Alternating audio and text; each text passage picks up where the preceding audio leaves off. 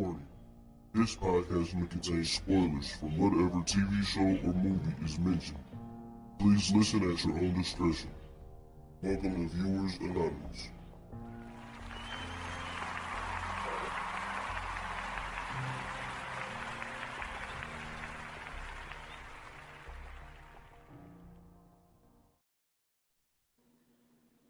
What's going on? I am Scoots Bronson. And I am S. Foster, and this is Viewers Anonymous, man. How we feeling, Scoots? Man, feeling amazing. You know what I'm saying? This is a very special episode. You know what I'm saying? We got another one coming down in the books. We got to be talking about probably one of the best movies that was possibly ever made, man. I'm feeling good. How about you? Oh, yes, sir, man. Hey, I'm with you on that one. But look, before we get into it, you know what I'm saying, we ain't going to delay it any longer, man. We've been saying it for about the past 2-3 weeks. It's been in the works. And we said we had something special for the people. And what that is, you know what I'm saying, the homegirl, yes, that's hailed from Louisville, Kentucky. You know what I'm saying, one of the most loyal listeners that I know. You know what I'm saying? We just got that L on Duke this weekend. Oh, yeah. They did. They definitely did. Yes, sir. Did. By a sorry Duke team. But Okay. Come on, man. Don't do that. That's my secondary team, man. Don't do that, man. All right, I won't do that to you. But yo, listen, man, we got Candace on the podcast, man, on the VA, the Viewers Anonymous podcast, man. We appreciate you coming on. How you feeling, What's man? up? I'm great. Tell me better. That's what's up. Listen, I'm telling you right now, man, that pod we did, I got a lot of praise from people. A lot of people loved it. Wow. And obviously you stole the show. Let me tell y'all something. Let me tell both of y'all something. So Jamar is like, you know what I'm saying, coolest dude ever, man. You know what I'm saying? He looks out for us. You know what I'm saying? We all exchange everything, all this type of stuff. But he always lets me know how great Uncle Washington is on the podcast. And then he told me when he listened to that one with Candace, he was like, yo, she killed that podcast. He's like, nothing against you. He said, but she murdered the podcast. I was like, all right, Jamal, I appreciate that, man. That was a real good one. Always talk about my favorite. I'm always going to kill it. Oh, yeah. Man. Hey, that podcast, it was really surrounded around rap, man. I'm glad that it felt that way because that was really dope. Cause she deserved that type of praise, man. And for anybody else, cause it seems like I'm the only one that like really, really do it, but like you've been doing it behind the scenes forever. And it was just great for people to hear somebody else other than me. You know what I'm saying? It felt like I was like the only one out here. You got a lot of fellas rocking with her like you too. Man, there's people quiet around here. True. Hey, I wouldn't talk about her on the Already Home podcast, bro, because I there was no way to compare her with the females, and then it was like with the new crowd, there wasn't no way to compare her with the new crowd either. So it was just like every time we would talk, I would just tell them like I put her in there with the dudes. Like to me, she one of the top lyricists, so I didn't even talk about her. You wouldn't have it no other way. Oh yeah, for sure. Yeah. But before we get into it though, but how you been though? It's been a while since spoken to you. So how everything been? Been good. Putting in this overtime at work. Shameless plug. I work for Ford, so get out there and get your F-150, F-250. Help put on by me. Put the bumpers on. You know, do a little hard work. That's what's up. I ain't complaining. I can't put no car together at all. I wouldn't even know how to begin to put a bumper on. It's not too bad. Hey, So what we got today, Yo, man? We got a good one going today, y'all. You know what I'm saying? Yes, we got sir. a dope movie today, man. Y'all ready for this one? Oh, for sure. I've been ready for this one, man. Cool, Yo, this is really one of the. That's watching. Go ahead. Oh no, I was just gonna say like, man, this was one of the most dopest movies that really go under the radar, and I think that when it to me, because it's something there's an idea, and I'm pretty sure y'all probably picked up on it as well, but like there's something about this movie that like I've never heard nobody really speak on, and that's just how insane and crazy boosters can be. Because Yeah. if you really think about it, like That's you know true. what? Look, before I get into it, I'm gonna let you because you always introduce it better, man. You introduce the movie, then I'm just gonna start rambling, man, and it's gonna go. I feel you, bro. So, man, we talk about a movie that was in 1998, probably one of the most high touted movies only because it was a surprise as the lead actor Ray Allen came out. I believe this was his first directorial well, not directorial, but acting debut, and I think it was only his last acting debut, if I'm not tripping. But if not, y'all could, you know what I'm saying, blame me on that. When we talking about the Spike Lee joint, man, he got game. This is probably one of the most rich movies I've seen. Even 2K tried to replicate it a couple times and they failed miserably.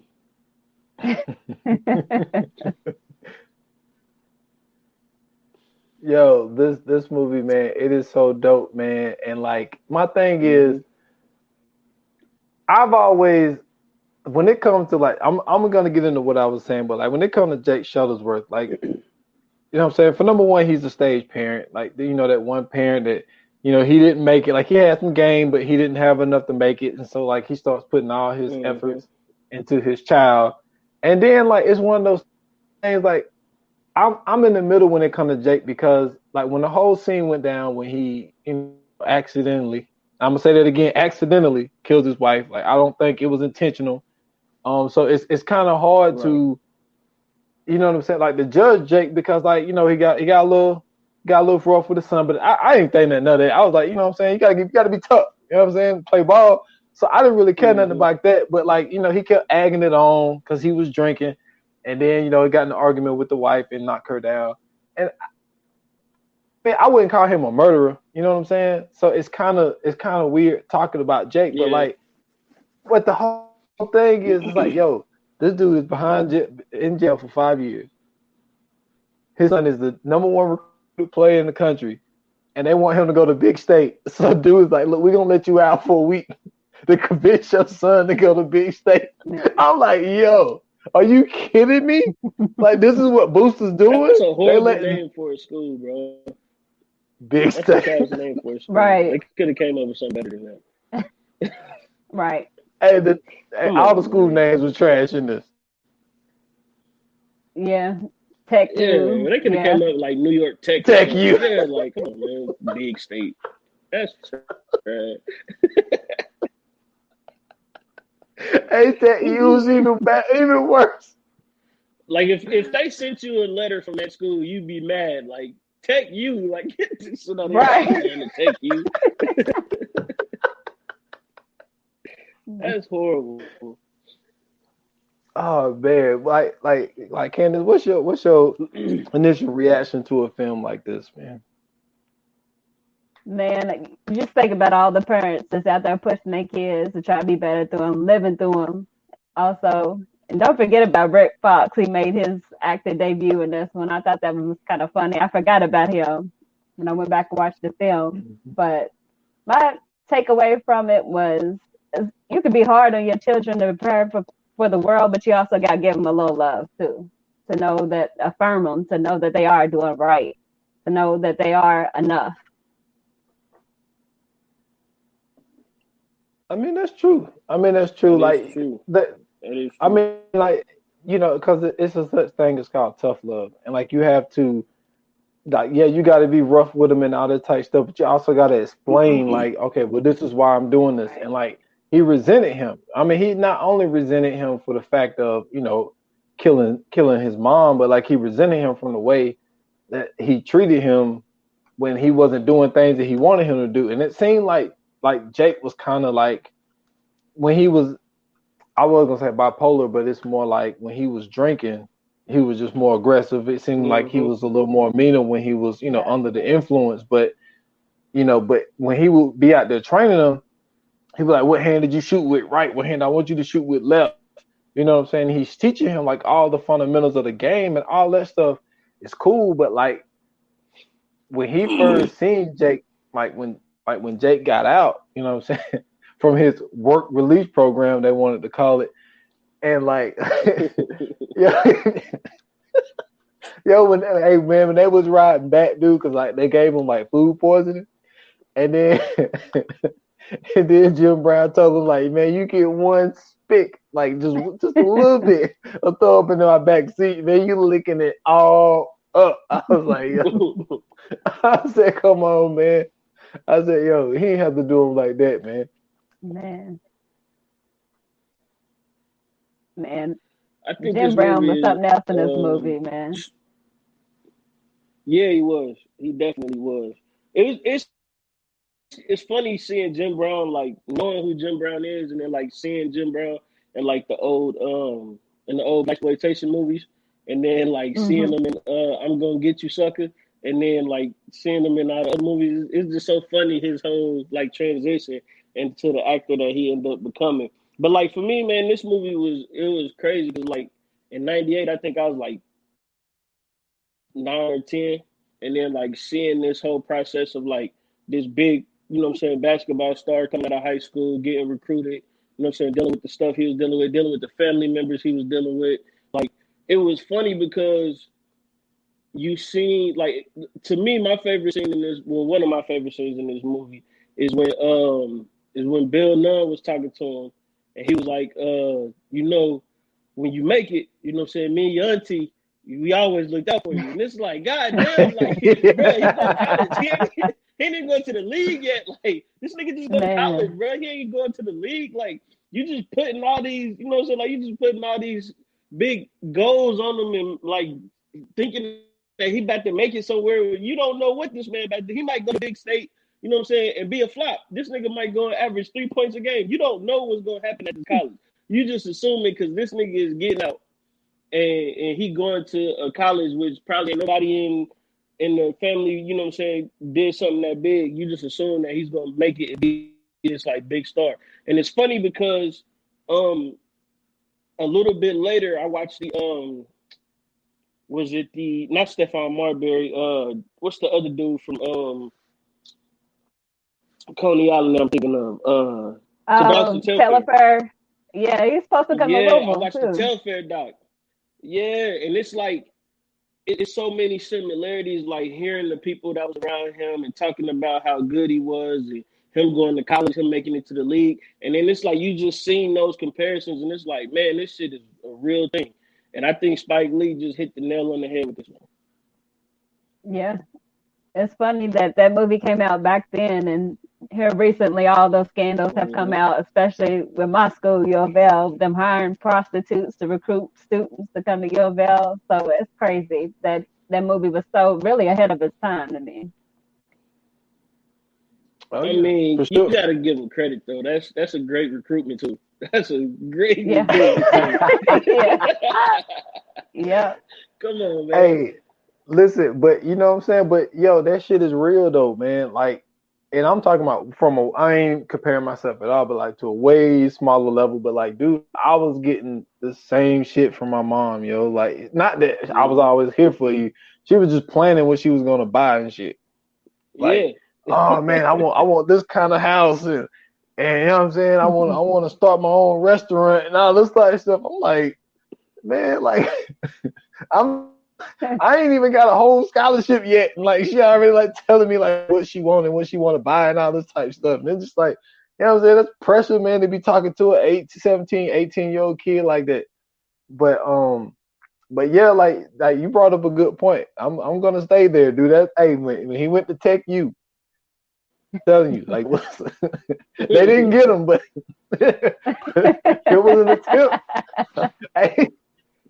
Hey, Rick Fox had him, but hey, it was so funny because my son didn't see the one part. He didn't see the one part now, but he did see before then, like when they was walking through the campus and talking, and like so the one girl come up and start kissing him, then the other girl kisses him, and my youngest he looking at it, and then like so then they go eat. I think they went to. Yeah, they ate before they saw the coach, and then the other girls were coming around, and then my son said, "Man, everybody know him. He must be popular." was like, but you have no idea.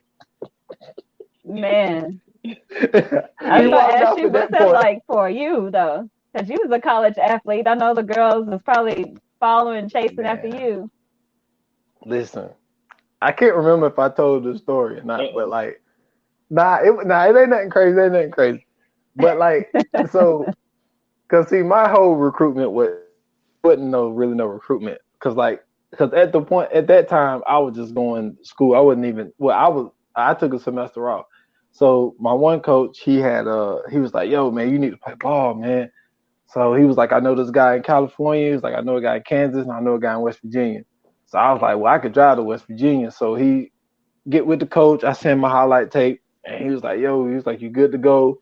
He was just like, all you gotta do is get up here by Thursday. That's the last day to sign in for classes. So I get up there Thursday, and so we had like a meeting with the football team, or whatever. So we go into the meeting. So then we come out. And he was like, yo, he said, this guy right here, he's, everybody on campus, I'm gonna hook you up with him. Just, he'll get you straight. So dude telling me like, yo, party at my house tonight. He was like, all right, come pick you up, from your dorm room, whatnot. I was like, all right, cool. So he come pick me up around about like 10:30, 11 o'clock. So we go to his place. And so I'm saying, I'm meeting everybody, meeting the guys, we all tripping. And so I meet his roommate. His roommate was a basketball player. And so we all talking, and then they walk off. So I'm just standing there, right? Because I don't know nobody. So I just happen to be standing beside what they call the recruit hoe. So at the time, that's when my ex first saw me. She saw me at that party the first night I was there, and she seen me standing beside the girl. So she automatically assumed this is a new guy. He's standing beside her, so he got to be doing something with her, right? And so like the next day, we found each other on Facebook, and and so she was straight to the point, sent me the phone number. So then I sent her my phone number. She calls me immediately, and she asked me right out the real, hey, did you fuck such and such? I'm like, who?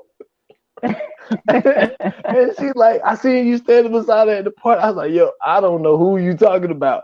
They were like, well, she the recruit hoe. I'm like, I'm not a recruit. I'm already here. Nobody had to convince me to go here. Like I'm already in the school. You know what I'm saying? So that's the only little thing that I got. I never really had to go through that type of recruitment. But it got wild at old. I won't say his name, but it got wild at old dude house, boy. Because it was one time where they did have some recruits come in, and this one dude thought he could drink with everybody. Hey, but it wasn't a good look, man. They dude got alcohol poison, everything, man. Man, we had to tote that dude to the shower. Man, we had to put him in the shower, put cold water on him. Man, we had to call the police, man. Dude almost in trouble. He almost lost his scholarship because he was underage. And then it's the thing, he wasn't even a recruit. He was the recruit's cousin. Wow. Dude brought his cousin with him, and he got towed down, dude. Yes. Oh yeah, you can't do that, man. See, if you're gonna go into them type of parties, bro, you gotta know, you know what I'm saying. You gotta have at least 2 or 3 years of drinking under your belt before you get there. That way, you know what I'm saying, you be able to hang with the big dogs. I used to be on college campuses all the time. We used to be drinking, playing beer pong, all kind of stuff. I used to have my face on one of the frat houses at UD. That's how good I was. I was only 17, 18 years old. So I'm telling you, bro, you gotta already have that, you know what I'm saying? You gotta already have that up under your belt. Because as soon as you get to college, it really ain't nothing but parties and drinking. That's really all it is. Yeah. That's a good segue, though, to talk about Rosario Dawson's character and how she had her hand out and was asking Jesus, hey, are you doing so-and-so, but you over here screwing so-and-so on the side to try to get a check, too. It's like everybody had their hand out trying to get something from him. Lala, man. Dang. That was Lala the biggest letdown of the movie, man. Yeah. That was man, because I was rooting for Lala, man. I thought she was cool. Not what pissed me off is how Nah, what pissed me off? No, Yeah. it was so funny. Hey, yo, hold on. The funniest part when Lala was like, she was like, look, I hear about these stories. He was like, oh, but how the white girls is on campus. He said, with me, with a white girl, my mom be turning in her grave. She was like, she said, hey, Hey man, I used Man. to have a crush on Rosario Dawson until that movie, bro. That was like my Hollywood crush, and she ruined my life. I was like, damn, she done cheated on this dude with the agent. Oh, like, man, that was messed up, bro. I That don't was even know if messed he up. was an agent because Right, I yeah. they think he took was. him to Remember, an it was agent. he was the agent, wasn't he? No, the white dude was the Oh no, The agent. white dude is the that's the dude that agent. she lied and said. Yeah, that's the dude she lied and said was like her cousin or something, wasn't it? Yeah, Yeah. a Yeah. brother. She said it was a Even brother. still, she was a low down, dirty. She was a low down, dirty, good for nothing hussy. Can't believe she cheated. After all he went through, you know what I'm saying? She knew he ain't have nobody on his side. She knew he was trying to raise his little sister. He out, you know what I'm saying, trying to get this scholarship to make a better life for him and her. And here she is out here screwing, just screwing any and everybody. This didn't make no sense, man. I was like, ugh. And he wanted that teddy bear off the fair too, bro. Get him his teddy bear back. Can't believe that, bro. I can't believe that, bro. Hey, but he's stupid, man. Man. Oh man, hey, that's a good You segue, just man. don't know. Because It's like, just you got to go through heartbreak to understand that, man. Nah, for we sure. get it. We get it. No, like seriously, because like her I take that character, personal. man, it was yeah. I mean, I did too, because I was like, this dude, all the stuff that he was going through, like everybody asking him every Mm-hmm. day, where you going, where you going, and you got people that's pressuring you to go to the lead, to go straight to the money. You know what I'm saying? She Yeah. have a background with him where he thought that this girl loved him. You know what I'm saying? And she got pregnant, Right. and I know she was I'm surprised that she even went through with the abortion, because that was like the perfect trap move Right. for her. Yeah. So I'm surprised that she even went through like that type of abortion. But let me ask you this though, Candace, because like Thank it's God for great to have a Jake. female. I know, right? Like it's great to have that woman perspective on something like this. Like, how do you view girls like Lala in this movie? I think Lala's just wanting to get out the hood, and sometimes they see that as their only meal ticket out too, because they don't think highly of themselves, or maybe they don't have their father at home for one that tells them that tells them standards and how and who they should let enter their life. So, man, I've ran into a lot of these girls. Hearing you talk about your story at your college, I remember my stories at college, running into some of them girls. Some of them girls with my friend, they good people, but you just don't think highly of yourself. When we don't think highly of yourself, you cling to that only chance of hope out. And that was what Jesus was for her. And I get that. But at the end of the day, it's just like, dang, I wonder how long him and Lala knew each other too, though. I wish they would have kind of maybe made a reference to that. Yeah. Right. That'd have been nice. That'd have been Yeah, real I nice. wonder if she But just seen him in high school and just said, ooh, he's a ball player. He's going to go to the league. He's good. Or did she know him before then? right. that's an interesting Right. point, Yeah, that because they really don't is, because mention how long they that know brings each up other. some stuff. So I got a Because question I for y'all, mean, right? all right, what's up? How old do y'all think, and you can go back to your point after this, but how old do y'all think the mom is? How old do y'all think Jesus' mom was in the filming of this movie? Look, like the actress, like the real woman. Yeah.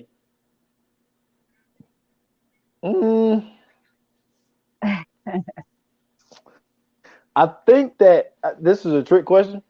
So I think that she, I think she was portrayed to be probably like around 38, 39. But I'm thinking she probably But how was old do you like, think she was though? I think In she real was life? probably like Yeah. 50. in real life, I gotta go with him. I think she's probably about 50, 55, because I know she was in the original Sparkle, the best Sparkle. Bro, she was born in So 1954, bro. I She was only believe it. like 44 years old, bro. That's Wow. crazy. She still look good to this day. She looked amazing. I never would have thought. I never would have thought she was in the black and white film. She looked amazing. Oh my god. Oh man, I love her That's character though, that's man, that's because wild, man. Yeah. yeah, her character was good because like she was like that middle ground. Like Jake really like needed her. You know what I'm saying? Because I think that balance between, you know, his basketball dreams and putting his basketball dreams into Jesus, and then it seems like she was the rock, but like she also kind of let Jake do some of the things that he wanted. And I love when when he told Jesus the story, and he didn't do it the first time, he did it the second time that they met. When he was telling him, like, man, why you name me Jesus anyway? He was like, people used to think my mom was having the Holy Ghost when she called me, and you know, and all this stuff. And then, like the second time they met, he was like, you know, what my favorite player is, you know, it was Earl Monroe, Earl the Pearl, and he was like, you know what they called him on the black top? He's like, they called him Jesus. He was like, then the black media got a hold of it, started calling him Black Jesus. And he was like, that's where your name came from. He was like, I named you Jesus from Earl Monroe.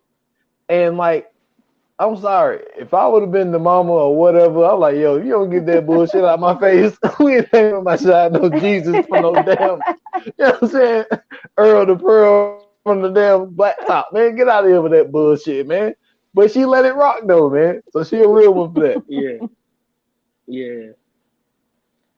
She was a great portrayal of a black mother, man. Like just her demeanor, just the way she carried herself, and you know what I'm saying, like the small amount of time she had in the film, especially like when she yelled out that window and the street lights was on, bro, you knew he was about to get a whoop. I got scared when she yelled his name. I was like, oh shit, he better get that flashback. I thought that was she did a great job. Man, I'm telling you, she did a great job. What you think, Kenny? I think she did an excellent job too. I like the scene where when he was maybe 10, 11, 12 years old, he went off to that camp for the first time, and she slipped that letter into his backpack to know, you know, you still love, you still miss. Hey, be good to your sister, so know that we thinking about you. Again, that motherly touch, that motherly love, because Denzel's character was so hard on him, though. Yeah. Yeah. Do y'all wish I had like a dad that was like that, though? Yes. Yes, my dad was like that, but he wasn't here. I wish I do have it. I think I would have been way better in basketball. Yeah. I wish I had a dad like that, bro. I probably would have been a third string cornerback somewhere by this time. Man, look, my dad started rocking with me when I was 13, man. I beat him in the backyard. He was done. He didn't want to play me no more, man. Oh, that's why. He didn't want to play me no more. Why you do that, man? Why you do that? Man, listen, it was my cousin, man. It was my cousin Johnny, man. Cause like my dad, like we played a little bit in the backyard, but like the person who trained me, he didn't train me as hard as, you know what I'm saying, Jake did, Jesus, but my cousin Johnny, man, the one that's a agent, like he played ball overseas. And like Johnny used to have me in the backyard, my guy, at like 11, 12 years old, ankle weights and strength shoes. Cause dude, I don't know, cause Jamal told you, like I started dunking when I was in like 6th, 7th grade. Like so, and that was because like he used to have me in the backyard, dude, like wearing these strength shoes and like doing like, he was like, jump high as you can 50 times in a row. You know what I'm saying? Then as soon as I'm done, give me 100 calf raisers. And it was just like, dude, it just, like I said, like, by the time I got 13, you know what I'm saying? Man, my dad was in the backyard, man. I busted him up, man. Going to 11, he went in the house, man. He wouldn't play me no more. So it was just kind of like, so like, man, but then but it just like I just naturally just got better at football. Like it just like Yeah. I mean I could jump out the gym, but I just football is just a different animal. Like I love basketball, but like Mm-hmm. football is where it's at, man. Football is where it's at. But this ain't no football movie. I It's told all you. about the hoop. I told you my story about my cousin. My cousin used to line me up every time. He used to throw the ball super high, and it made me put on super big pads and run me over every time I caught the ball. I didn't get that kind of training. I was more like a practice dummy. So by the time I got to like 13 and 12, my juke moves was impeccable. I was shaking and baking any and everybody. I was That's so what's used to up. getting hit. I'm like, I'm not getting touched no more. I'm not getting touched anymore. Forget that. Hey, hey, the crazy thing is when you were saying that to me, when you told that story last week, and you were saying how he used to throw the ball high in the air, you know what I thought you were gonna say? I'm gonna tell you something I used to do. Like when my cousins and them, like when they was at home, and I just wanted to play football. You know what I'm saying? But I had nobody to play with. Man, I used to get that football. I would throw it high in the air, but and I would chase it down. Like, dude, I could throw a football about 20 yards and go catch it myself. Like I used to do that shit Yeah, I in the know backyard. you dirty dog. Dirt bag. You are a dirt bag, bro. You are a dirt bag. I'm speaking for your cousin. You are a dirt bag for that. You know how much trauma? You know how much trauma I went through, bro? Just to have every time I went over there, dreading the fact that I knew he was gonna open that garage and be like, "Come on, let's practice." No, I don't want to practice. I want to play Sega. I want to play Mike Tyson's Punch Out on Sega. I don't want to practice and go out there and get ran over every time you throw the ball up in the air. The only good thing came out of that is I could juke and I could catch. Outside of that, I'm still not over that. That is too funny, bud. Hey, boy, you a wild boy, man. How I your let him cousin know did every you like time I that, see him man? too. I let him know every time I see him. That's wild. I just Bro. whisper in his ear, like, remember when you used to run me over and I walk off real slow? Hopefully he had nightmares about it. He did me wrong, man. Hey, boy, you is wild, man. But like, I mean,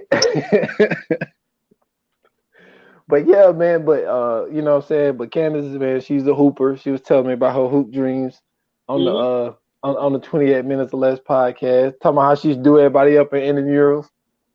Oh wow. But You was nice like like as that? far,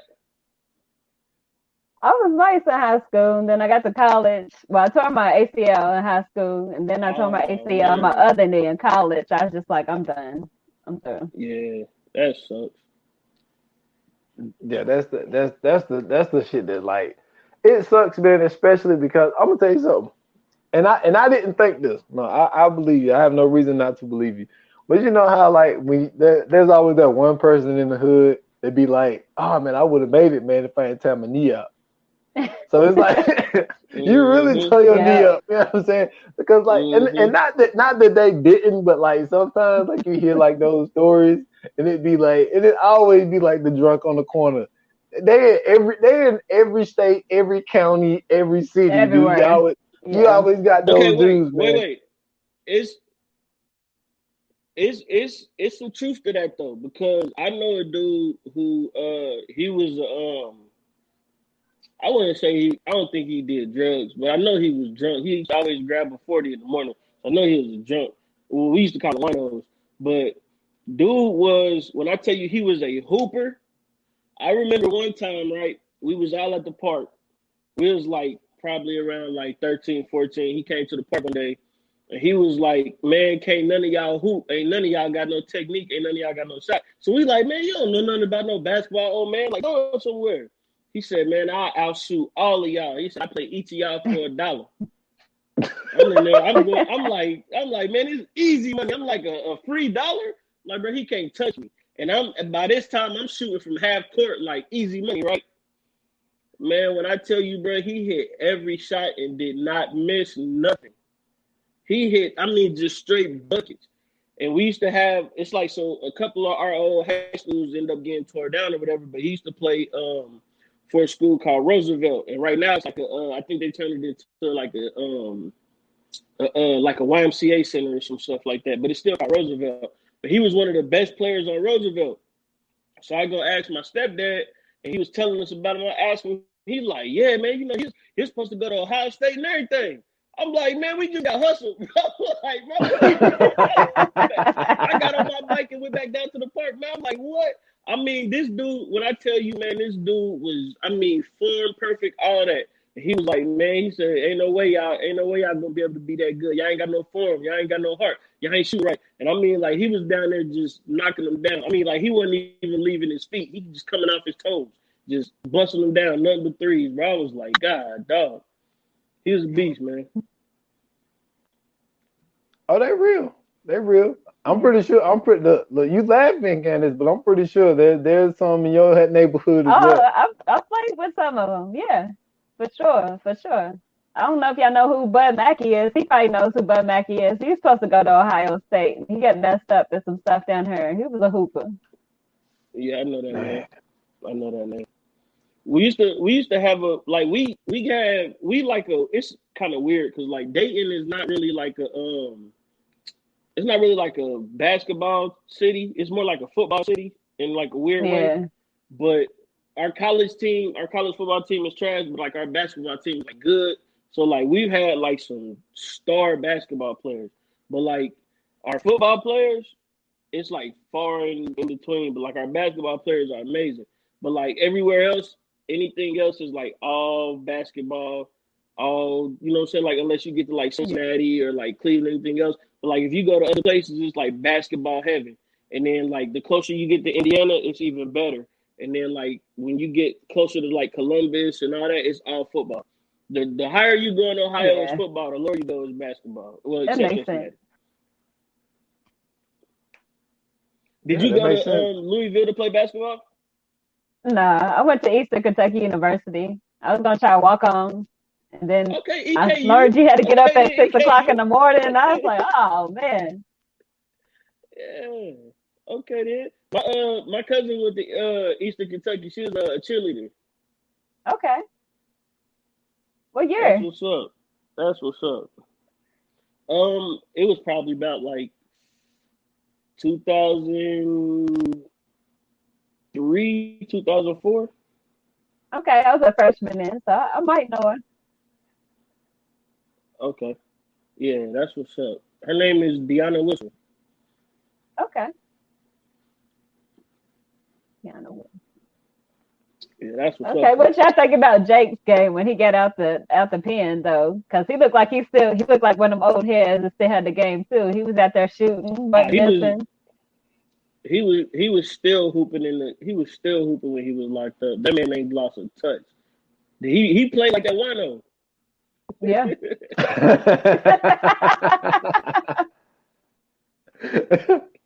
Yeah, he still had it. Yeah, like Jake reminded me, like, you know what I'm saying, like when you play in the backyard with your dad, because like their form is different. You know what I'm saying? Like they don't shoot like us, because like Jake, like he went behind the head when he shot. You know what I'm saying? Like Ray kept it in front of him, but Jake went from the back. And like my dad shoot like that, like the ball go behind his head, and it go. And I never understood how he shot like that. But like I thought Jake, man, I love how they was able to show, like they showed Jake playing, you know, little Jesus, and like he was busting him up when he got mad when he threw the ball over the fence. And like the other dudes around the way trying to tell him, like, man, calm down, man, that's a kid. He was like, man, don't tell me how to raise my child. And then like, so Jesus got mad, threw the ball over the fence.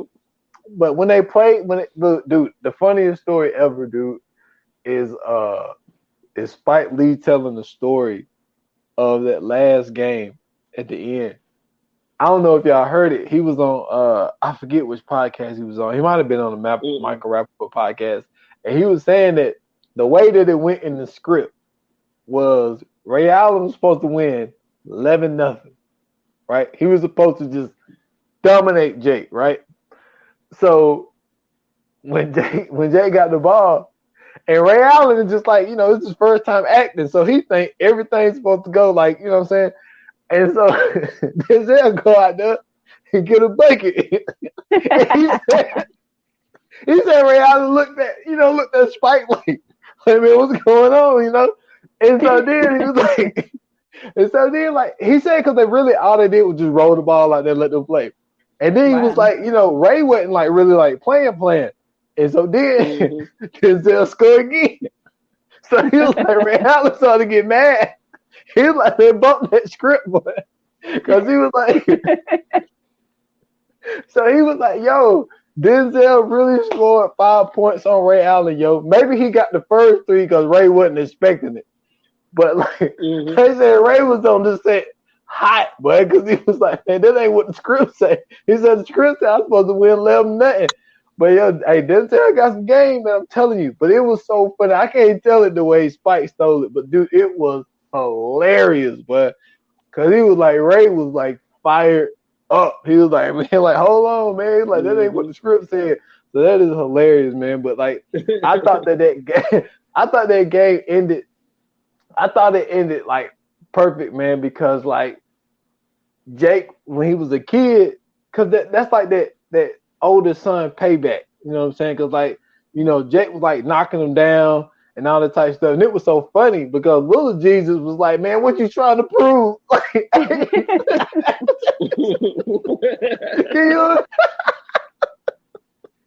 Can you imagine your kid telling you what you trying to prove? Man. Yeah. I can imagine my youngest son saying that. Oh, real quick. So, speaking of my youngest son, right? Yesterday, man, I was on Xbox and we was playing 2K.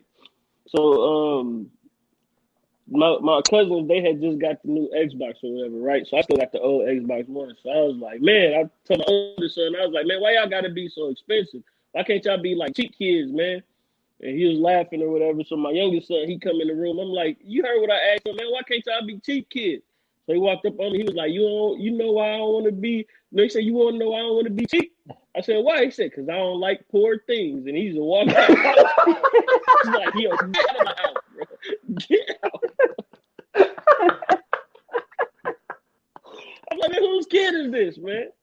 He said it with a straight face, like, yeah, because I don't like poor things. And just walked out. Man, that's what you love about the kids, the honesty. Oh, man, yo. That's what I got to deal with. So I can imagine him being the one like, man, what are you trying to prove out here, man? I can definitely imagine him saying that. Man, yo. But, Kendall, what you think about both of those games, man? When the little Jesus and big Jesus.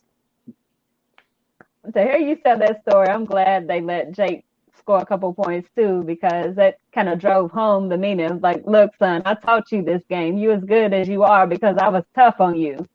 Because so you wasn't a pushover, so you wouldn't quit. I wouldn't let you quit. So I do like that. And at the end, to see him dunk the ball, it almost took me back to loving basketball. When Sanaa got dunked on, I was like, oh, it broke my heart. But that's a good comparison. Yeah, it was good. She deserved it. Dang. Hold up. Whoa, hold up. No, hold up. Wait a minute. Time out. All right. Listen. This is related. This is basketball related. Listen, man, I know where you're going. Scoot, because I know you. I know where you're going. I understand. Yes, his dad. Oh, no, this is totally separate. Nope, not even that. This is totally separate. I feel you, but this ain't even that. Because when I was playing basketball, we used to have a girl that used to play with us. She played for Dunbar High School. That's where Norris Cole went, right? And Daquan Cook. But she played for Dunbar High School, and she used to be out there on the court with us like she was a dude. So, like, you know what I'm saying? Like, it was hard trying to play her because, like, we couldn't really foul her or nothing like that. And, like, you know what I'm saying? Like, if she backed you down, you feel kind of weird, like, having her back you down because it's like she a girl. So it was like you wanted to play defense, but you really couldn't. Like, you know what I'm saying? Like, you couldn't really play aggressive with her because, like, you know what I'm saying? She a girl. So it was like, man, when I see him dunk on her, I was like, justice. That's what I'm talking about. Like, oh, my God. He ain't had no emotion, no feelings into it. I was with that. I was like, dunk on her. Every chance you get, bang on her. Plus, excuse me. How you gonna try to check up a dude that's in the NBA? Man, she was headed to the women's NBA, man. Right. You talking about? And he had a bum knee. He ain't played basketball in months. Okay, so you Brittany Griner and LeBron James. They play Brittany Griner and LeBron James with a bum knee. Who you taking? I understand that. But okay, answer this That's what though. I'm saying. All right, okay. But Cheryl Miller used to bust up Reggie Miller every day. I don't think Reggie still ain't beat Cheryl Reggie Miller to Miller this day. don't got no real game. Reggie Miller is the shooter, and that is it. Now, if they play horse, I take Reggie. But in a one-on-one game, nah. Cheryl Miller was supposed to bust his ass. He was actually the shooter. He was though. That was Come on, dude. man. I never forget the story, boy. When Reggie told that story, boy, when he was, he said they went to like that because they played. I forgot what it was, but Reggie got in the car. He was like, he's all happy, and then like their parents like, "What'd you get?" And Reggie was like, "Man, I scored 50 points, 12 rebounds, nah." And then he was like, "Cheryl, what'd you do?" "Oh, I scored 101 points." It was like, Reggie thought he was about to be the man, boy. And then Cheryl, like, man, she scored like 110 or something like that. And it was just like, but he could never beat Cheryl, boy. Never beat Cheryl. But you know, I thought when you were That's going, like being I thought Candace Parker's brother, bro. yeah, that ain't a good look. Cause I'm pretty sure Candace was busting their ass. Like, dude, man, have you ever seen her high school? Football.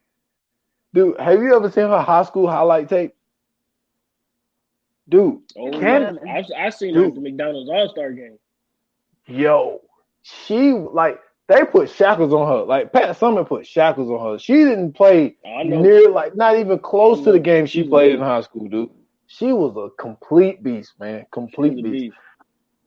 But shit, what was we going? Oh, I thought you were going. I'm gonna get back to you, Candace, but I thought you were going because I talked to somebody about loving basketball, and they was like, okay, she needed to be there for him.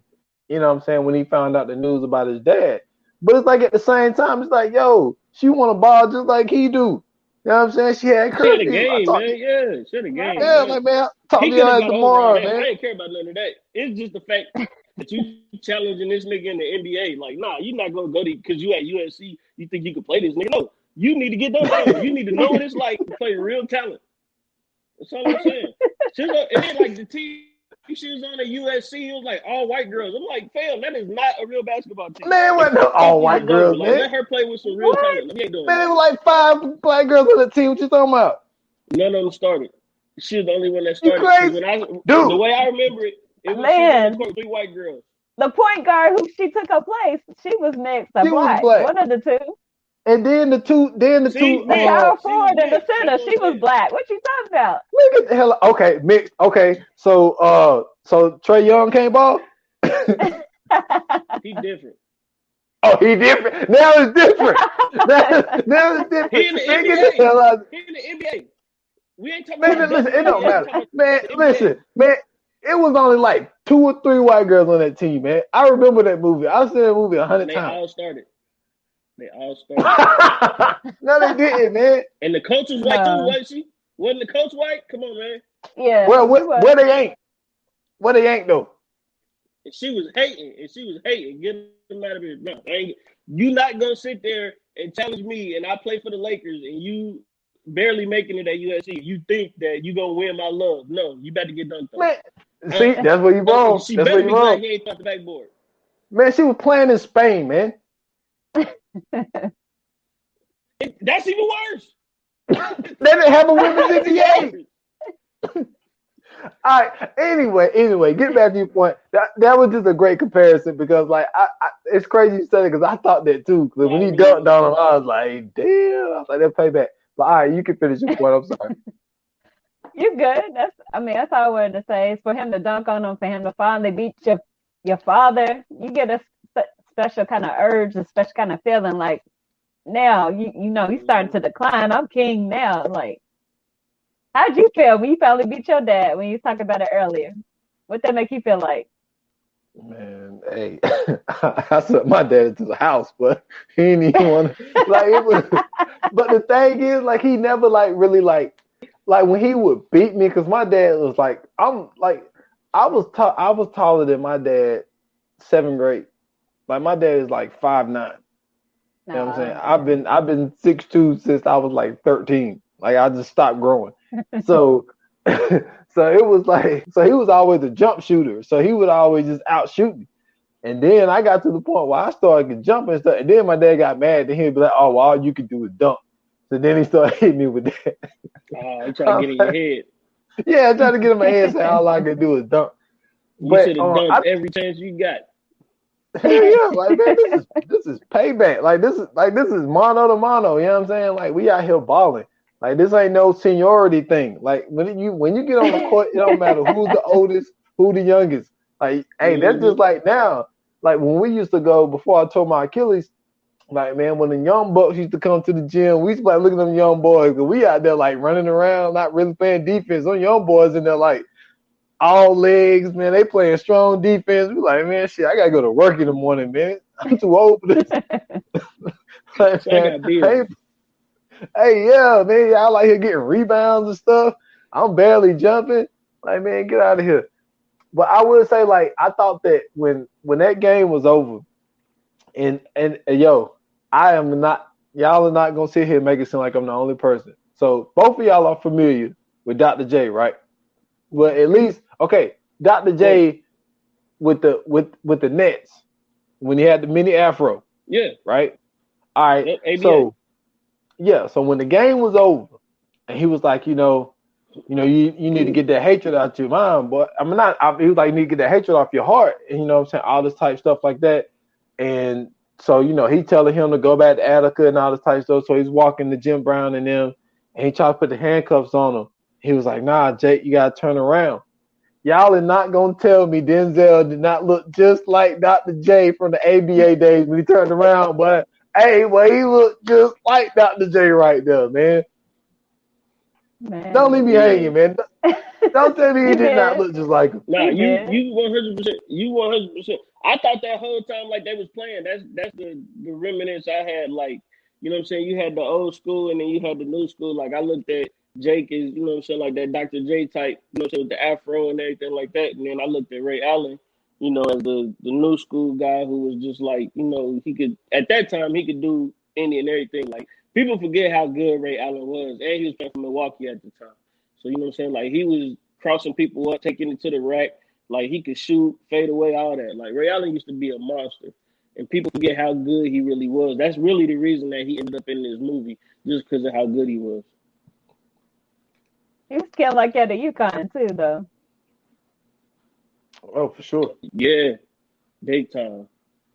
And I think they got Ray Allen because they couldn't get Michael Jordan too. Yeah, Spike would have wanted Mike for sure.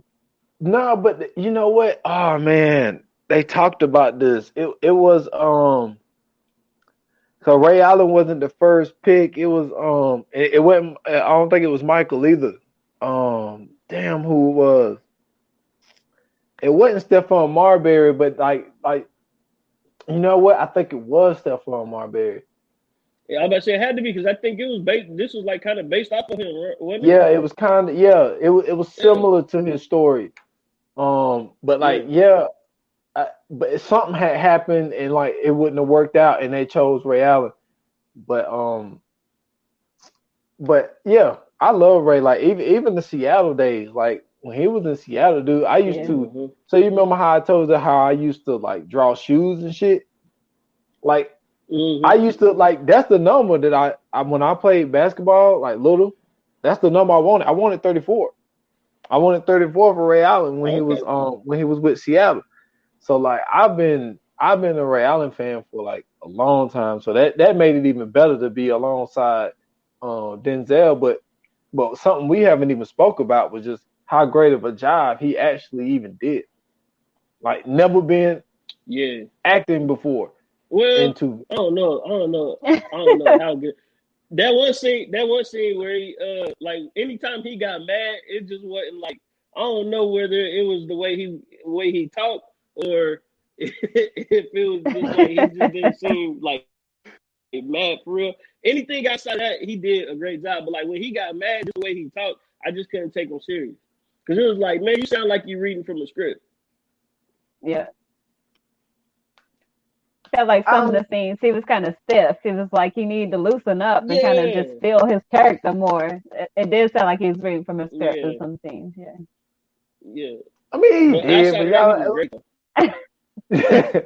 yeah, I mean, because even the scene that, but I thought was funny, like that I mentioned earlier, when he was like, you know, my mom would be rolling over in her grave, and like even like when when he was like, how did you even get pregnant? Like that part was kind of funny how he was saying it.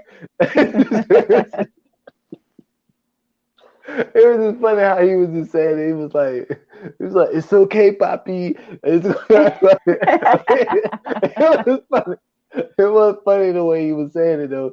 It was kind of hilarious. He's not gonna win a Golden Globe or anything, but I mean, you know what I'm saying? To be a basketball player and to come in and you know what I'm saying, and knock this out. I mean, don't get me wrong, like, I mean, he's not better than, like, you know, Shaq or even Penny Hardaway in Blue Chips. Like, I mean, as far as like basketball players like playing in the movies, they played it better than Ray did, but Ray was like the focus though. Like Shaq and Penny wasn't the focus in that movie. You know what I'm saying? It was more on the coach, and they was just, you know what I'm saying, players that just, you know, came in to play. But I mean, but overall, like I thought that this movie was really good. I think it was a movie that was much needed because like you hear these hood stories of these guys that was like really good, and then like they just never made it out. You know, you really never know like what the reason is, because that's something else. It didn't show us why Jake didn't make it. You know what I'm saying? Right. And I don't know if he just didn't have the talent or what, or if it was. I don't think it was a situation of them having Jesus and that provoked him from playing, but it never really explained like why Jake never made it, you know, to the league. But the thing is, the whole premise of this movie is, and even when they talked to Big Time, the thing was nobody made it out of Coney Island. You know what I'm saying? And like at that time, Marbury was recent because that movie came out in '98. I think Marbury came out in what '90s. He wasn't in that 96 draft. I think he was in the 97 draft. So like it has like just happened. Like it had literally just happened. So like players just wasn't making it out of Coney Island. And I think that's what it was, because even around that time, Slum God was, you know, big around that time. But Slum God, he wasn't from Coney Island, but he played the people in Coney Island. So I think the premise of the movie was just like, you know, how these dudes ain't making it, but then also how these people are like grabbing onto them, and like even the point where to bring the uncle back in, you know, when the uncle was telling him when he got that car, when he went and picked him up, you know, when he came back from the trip, he was like, man, where'd you get this car from? And he was like, oh, you like it? He was like, you know, it got this, all this stuff, and he's like, they told me as long as it's in my name, we know we all good. And then he's like, yo, like I didn't ask for this. Like he was actually, now he was treading the line, because you got to remember the coach. Remember when the coach tried to give him the money, right? He was like he didn't want to take it, but the coach told him, you took it before. You know what I'm saying? And like Jesus was like, well, that was just to, you know, take care of my sister.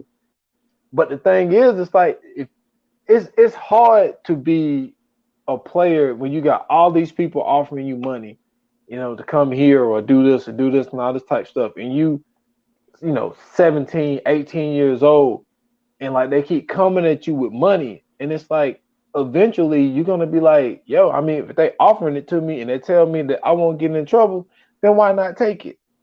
So I don't know, man. It's because I thought that he was like, if you're not paying attention, you would think that he didn't take anything, but the way that he would get angry. But when that coach said, like, yo, you took it before, and it's just like, oh shit. So it's like, damn. But what y'all got on that, man? That's interesting. I'll let you go, Candace.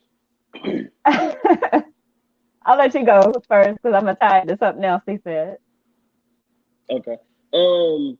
I think it's interesting because, you know what I'm saying, like it's funny how when they're trying to recruit players to get there, and they trying to find players to come to the school and talk to them, and they give you the whole speech and run around everything. Like, yeah, they making all this money to get there, but it's like once they get there, they don't, like all that is gone. Like even going back to, like the Fab Five doc, when they was talking about Yeah. how, they was eating noodles for dinner. And then they was talking about like the only way they was getting money for real was because of the boosters and because of the people that was coming out, looking out for them, buying them new shoes and everything else. But then they get to the locker room and they got a whole new pair, like a whole new pair of gym shoes. They got a brand new uniform. It's like, you hear these stories about how, like all these people, go out their way to, do certain things for them, like Terrell Pryor with the tattoo, situation. Like he got a tattoo because of I think it was like a jersey or autograph or something like that. And it's like, what do you expect these dudes to do? Like you talking about dudes who they constantly on the road, they basically professional players, but they in amateur positions. Like they really don't get a chance to work or like make money off their name or anything like that. Like we heard the story about the dude who was doing the YouTube thing, the kicker, and then they made him take his YouTube down or he was gonna get a scholarship taken away. So it's like it's weird just to see that moment because it's like he getting all this money and he getting all this love, but it's like like 4 or 5 months down the line or 2, 3 months down the line, like all that is gonna be gone and he really just gonna be a struggling student athlete. Yeah, I thought that was interesting too. And funny that y'all talk about that because I think about the law that just passed in California where they are going to start paying student athletes. How are they going to do that? Because I think about Johnny Manziel and I think about, what's his name? That came from USC that went to the St. Reggie Bush. Reggie Bush. Yeah. Think about those off because I remember when Johnny Manziel got in trouble just for signing his signature, getting money for his signature, and it's just like it's his signature. But these boosters and these universities is making millions off of them, and they ain't getting a dime. So going back to what I was going to tie it into, because you said Marbury was supposed to originally be in the movie, and that made me think about the scene where Jesus was on the bus stop with his cousin, and he picked him up in the drop top, and they was riding through the city, and he was like, this is why they don't make it out the city. Is it going to be women? Is it going to be drugs? Or is it going to be alcohol? And that made me think about, too, what we were talking about earlier as far as the old heads on the blocks that didn't make it. They still got game. They had those dreams, but they didn't make it because they fell victim to one of those alcohol, drugs, women. You take your pick. So I did think Spike exposed that really well in this movie on why we had so many hoop dreams and why everybody latches on to that one star in the hood because we want them to make it out because he made it seem, too, as if he had guys in the neighborhood that was protecting Jesus so that he wouldn't get robbed because everybody knew he had money or he was a star. They know where he was getting it from, but it seemed like everybody was looking out for him because they wanted him to make it out the hood. Yeah. I mean, and we hear those stories. Yeah, like that scene was really very powerful, man. Cause big time, it seemed like the type of stuff that he was in, he was in that field of like women and drugs and all that type stuff. But at the same time, he was like, yo, like this dude, he got something. Like he's special. Like I'm gonna make sure that nobody messes with him. And like there's usually what it is, it be like a lot of the gangsters and like the drug dealers and dudes that be taking care of like the next star that's in the hood because they're like, yo, this dude can make it. But like sometimes some of them are doing it for, for the wrong reasons. And some of them are doing it for, look, I want you to get out of here. Like I had my shot. I didn't make it. So I'm going to make sure nobody rock with you. But something else that he said in the car was, you think that everybody love you? Like everybody don't love you. Yeah. And like that's the thing is like you got those people in the hood that's also looking at you like, oh, you think you the shit because you know what I'm saying? Because the NBA teams are looking at you and all this stuff. And remember when they was practicing and like dude called foul and Jesus was like, I ain't foul you. He was like, shit, you foul too, motherfucker. Like man, it's like your head get big right now. And it's just like you get that because that seemed like one of the players on the team Because I don't think that's what he meant. I think he just looked at it Right. like, you know what I'm saying? Like, I don't feel like I fouled you that hard. I don't feel like I want to give you that foul. I don't think it was a whole little thing of like, yo, like, I'm so good, I don't get foul calls. So I thought that was, to tie that into what they were saying there, because that scene was really. I'm glad you brought that up because that was a very important scene in the car, man. His cousin got on my nerves though. In the car, he can't answer it for Man, him. leave He was Booger like, alone, man, man. he told Boogie, he was like, man, you shut the fuck up, boy. You gonna be walking. Hey, man, hey, man, Boogie's in it. But Boogie took up for his cousin though. I appreciate that though. I appreciate him taking up for him. That's Yeah. what I was gonna say. He was the only one that seemed like generally him and his sister was the only one that generally cared for Jesus, regardless of whether he was a basketball player or whatever he decided to do. And his Mhm. aunt. And his aunt. Yeah, his aunt too. Yeah, Aunt Sally. Yeah. Yeah, cause even though But I even mean, I though he think told it's her to get I up. think it's interesting to see how Spike Lee kind of put that scene in there. Like, a lot of times we think that it's always like the family that's looking out for everybody, or that saying person, or saying the best friends or whatever that's looking out for that person. And in all actuality, it's usually the family that's the ones that's trying to get the most up out of you, or it's usually like your friends who only hanging on because they know they can ride your tailcoat. Um, but I think it's interesting that he put that in there because a lot of times that especially like going back and seeing like these stories like Judas and the Black Messiah and all that, we starting to find out that like a lot of these stars and like a lot of these people was really getting donations and money from the the drug dealers and the pimps and all them, and then them was really like the people that was really at the end of the day protecting the streets and making sure that a lot of the people were safe. And like when I think it's interesting to see that like Sean said, it is something that they do it for the wrong reasons. They doing it because they looking at it like an investment, but a lot of them they really looking at it like this kid got a future. This is a chance for me to, I ain't gonna necessarily say redeem myself, but to really look at somebody and see that they can make a better way for themselves. If I can do anything to help that, I'm definitely gonna do that. So it might be something as small as like telling the rest of the homies like don't mess with him, let him hoop. Or if y'all playing the game, y'all bring him in and y'all, like y'all might rough him up a little bit so he can get used to getting fouled and making a shot, or like anything like that, or just something as simply as he walking down the street and you throw him a couple of dollars just to buy him groceries. But it's like it's always that one person that's like that. Like with the Fab Five documentary, they had Odu. Odu was doing that for him, and he was in the money laundering and shit like that. But he was still making sure that they would have food, they would have shoes and all that. Because and Jalen Rose talked about it the most. He was saying like he always, I think his name was like Ed or something like that, but he was like, he always looked out for us, even when we was kids. Like when we was out in the street, he would buy us candy or he would give us a couple dollars here and there. So it's always good to, like see that character in, especially these type of movies, to where, you really didn't even see him like really using them. If anything, it seemed like he was more so, saying having his back and making sure, so like they was getting to school, making sure they were doing the right thing, keeping their head clear, teaching them certain lessons that he knew he wouldn't have been able to learn anywhere else. So I'm glad Spike put that in the movie. Oh yeah, for sure, man. And like two things. One thing, like I had a let's just call it. Well, no, I say who it is. Like so I had a drug dealer cousin who used to give me every pick and every touchdown I got. He gave me $20. You know what I'm saying? And like the best week I had, I got $80 one week. So that was that was a good week for me. That was a good week for me. But Nice. but the thing is, like, that's just like the Ben Wilson story. You know what I'm saying? Out of Simeon High School in Chicago, Mhm. and look how he was taken out. It really just, I mean, I don't want to say it's the girl's fault.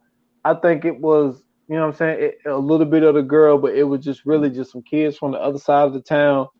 You know what I'm saying, being kind of, you know, I think the way the story goes, like they bumped shoulders, and then like his accounts of it, Ben was like, do you know who I am type of thing, and he said he said that Ben kind of belittled him or whatever, and I mean he just shot the dude, like the number one player in the country, and he shot the dude, You know what I'm saying, for coming out of a damn store and they bump shoulders. You know what I'm saying? And like the thing is, Yeah. if Ben would have had one of those like drug dealer dudes like around, like even though he went to a store that was right down the street from the school, so everybody around that area knew who he was, but it was kids from the other side of the town, and they didn't really know who he was.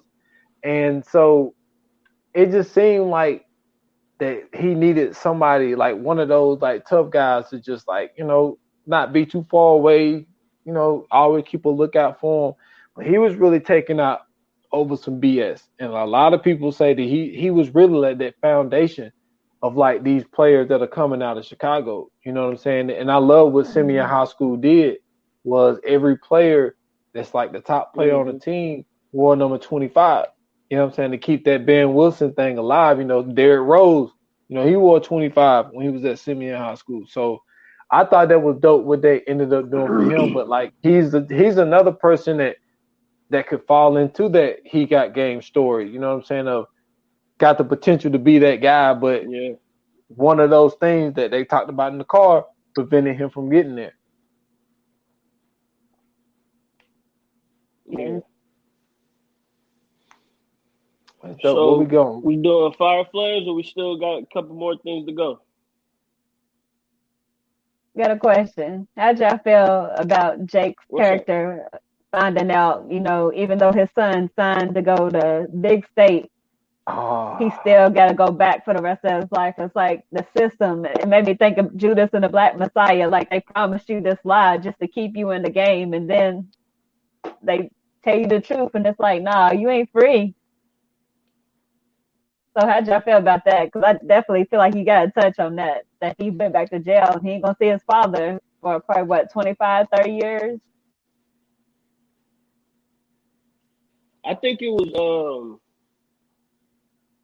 I think that the whole point of him getting out was more not getting out, but him going to be on his work release program was more so him really just getting a chance to see his son and his daughter again. Like, I don't think he really cared whether or not he was getting out. Like, I don't think he even thought that was even an option for real. I think it was just more so like he wanted to make up for what he did. He wanted to be there for his son and one of his biggest moments of life. You know what I'm saying? He wanted to see his daughter again. And it's like, if you was in that situation and that kind of thing came up, you would definitely go and be like, yeah, I'd take the chance to do that. But it's like the way Spike Lee set it up and the way that the way they wrote it into the story, I think it was more so, that redemption, for him and his son to make that connection, to be able to, get his son's forgiveness and get back in the good graces of his son more so than it was him actually getting out and being free again. Me, honestly, I thought it was bullshit. I'm gonna tell you why. Nah, that was some BS, man. Because the thing is, the whole thing was like, he's a huge booster to big state. You know what I'm saying? Your son's the number one player in the country. If you can get him to sign this letter of intent to go there, you know what I'm saying, we could release you early. So then he finds out, now he has to go back to jail, and then they find out he signs to go to big state. So then when he goes sees the warden, and he's like, well, truth of the matter is you didn't get him to sign the letter. Maybe you'll get the fuck out of here with this bullshit. Look, man, he got what he wanted. He wanted him to go to big state. He's at big state. Now, because he asked him, he said, he's like, why do you think he went? Even though he didn't know. But he was like, why do you think he went? He was like, I don't know. I never had the pleasure of meeting your son. But the thing is, it's like the mayor or whatever the hell I think it was the mayor. The mayor got what he wanted. It was the governor, big state. It was the governor. Yeah, it was the governor. So it's like, why does it matter? And I get what you're saying, Scoops. And you know what I'm saying? I think that is also a factor. But like, I'm pretty sure he also would like to see him play at big state and actually play in the NBA and all that type stuff. So I think that it was some of it. I don't think that it was more of like him just selfishly just getting out. I think that he just wanted to make up, like you were saying, make up Yeah. for lost time and actually be that father that they needed. Like, because he could help Jesus with his little sister, so he wouldn't have to like focus on, raising his sister as well, because he did turn the tide of how he felt about his dad within just that small week of time. But like I said, like it's BS that they tried to hit him with because it was just like, yo, they used him as a pawn, really. It was just like, yo, can you get your son to go to big state? And then they try to say, oh, well, he went to big state, but it wasn't because of you. Like, how do you know? Because Jesus did change the way he felt about his father. When I think that what it was, like when he seen, like he was talking all that shit, but then once he got locked up and walked back to that car, like you could see, like Jesus was like damn, that was nice having him back around. Like it was nice hearing that story about, Earl the Pearl, and how he actually got his name. He was able to express those feelings of I never liked my name. And I think that all of that stuff, ended up being the reason why he ended up making that decision, because he told him like they could let me out if you go here. So that's a good question, man. That's a good question. I felt like they could at least commute his sentence. Maybe not strike it from the record, but at least make his sentence a little shorter. Because to me, watching how his mother died, that's like involuntary manslaughter to me. That's not murder. He didn't set out to kill her. So it sounds like they drug him through the system with that too. Yeah, I'm glad you said it, because I said it earlier in the pod. It's like it's hard to call him a murderer, yo, because I like it was an honest mistake. Like, you never push a woman at any point of anything, but at the same time, it was just like, okay, it was Ronda Rousey fighting you can push her. Man, look, Ronda Rousey's different. I don't think you want to push her. Just saying. I ain't pushing Ronda. I'm telling you right now that she is not wrapping them legs around my head. If she's swinging on you, you ain't gonna push her away. Man, listen. I'm walking the other way. Listen, my guy. I used to run a 4.4940. Okay. I am out of here, man. Ronda is not touching me. She ain't catching you. Out of here, man. Hey, now even though right, this whole I ain't gotta ask you the question there. I was gonna ask you the question I asked everybody, but never mind. I already know your answer. Who, me? Yeah. Oh, okay. I got a question that I ask everybody, right? Because it's this thing that what I'm saying, we're not supposed to hit women and everything else like that, which I wholly agree. But I had this question and I was like, well, since you're just a regular person, you just a regular dude, you ain't got no fighting background or nothing, you know what I'm saying? You still athletic, you know what I'm saying? Yeah. But if somebody paid you $100,000 to fight Ronda Rousey, would you do it? Man, listen. And then how long you got? No hard feelings, no nothing. Do I got it? How long I got to last? The whole round? One round. 3 minutes. Do I get to run around? Listen, I would get for 100. You can't get knocked out. You can't tap out. You gotta either tie or win it. Oh well, yeah, I'm in there. I'm in now. Yeah. No, I'm not doing that. I'm taking it. Listen, I'm gonna tell you why. Because, dude, now the thing is, like when you watch Ronda's fights, man, she cannot grab you. If she grab you, it's over. She grab you, it's over. My thing is, I gotta find a way now. But you gotta realize you are a regular dude. You have no fighting background. I'm not fighting. Fighting background. Look, except dude. For the streets. All it is trying to be Floyd Mayweather and run around the ring and play defense and die. I'm trying to. I am running the whole 3 minutes. No, she knows how to control the ring, but she knows how to control the ring. So you think you're gonna be ready? She know how to cut you off and corner you. Yeah, man, that's what I'm saying. She gonna catch you, fam. Listen, that's what I said. I'm not doing it. Scoots, listen, man. You know what we could do with this podcast, man? If I had $100K. I'm with you, but I want you to still be here, though. I want you to still be here, bro. I don't want you. I don't want you to be the podcaster that gets whooped by Ronda Rousey. It's not worth it. Trust me, we can make that 100K somewhere else, my guy. It's not worth it, bro. I'm not gonna let you go down like that. I'm not taking that fight, though. That's funny. That is too funny, boy. Well, I appreciate you caring about my well-being, because I'm telling you, with my Achilles the way it is, I'm not. I won't get too far. I'm just telling you. She make that move and then she go for that shooting, bro. You a dead man. You gonna tap. Oh, for sure. So hold on. One question before we get to it. So, Candace, you know how the Fire Flames go, right? Mm-hmm. All right. Scoops, you get it going, and you going first on the Fire Flame. Yes, sir. Cool. Let's do this. Yoga Fire, Yoga Flame.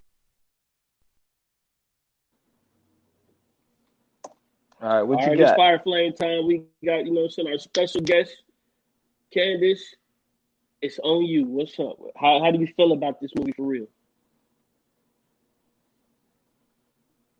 I love the storyline. I love the scenes. I love the ride through the city depicting, telling the story of so many stars in the hood that didn't make it out, and how we all trying to uplift this one star to make it out the hood. So I like it telling a story that hasn't been told enough. But the acting, some of the acting, majority of it was good, but like he was saying a little bit earlier, Ray Allen's acting wasn't the greatest. So for that, I gotta give it 4 Fire Flames. 4. Okay, going out of 5, right? Going out of 5, right? Hey, Okay, yeah, 4. That's high. That is high. Yes, sir. Go ahead, Scoots. You got it. Okay. So for me, man, I look at the cast, like I always do. The cast is amazing. Just to go through a few people, they got Mila Djokovic, they got Ray Allen, Rosario Dawson, Denzel Washington, they got Hill Harper, they got Jim Brown, Bill Nunn, Thomas Jefferson Bird, Roger Smith. I don't know how to pronounce his middle name, but that's a dude that Mike Epps said got a 5 head. John Turturro. You know what I'm saying? Rick Fox is in this. Then they even got, Ron Cephas Jones. They got Dean Smith, to come up out of nowhere. Roy Williams, John Thompson, the late great John Thompson. George Carl. I mean, like, they got some names in this movie. Shaq is in this movie. Reggie Miller, Charles Barkley. Michael Jordan was in this movie. So, I mean, like,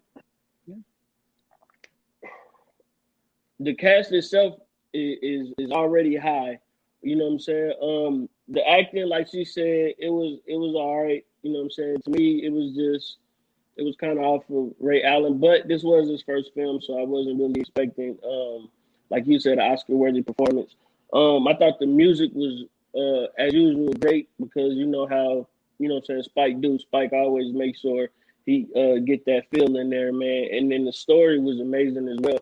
Just knowing that, it's people out there that's really going through this in real life, and that they have to deal with, the family. They have to deal with real issues.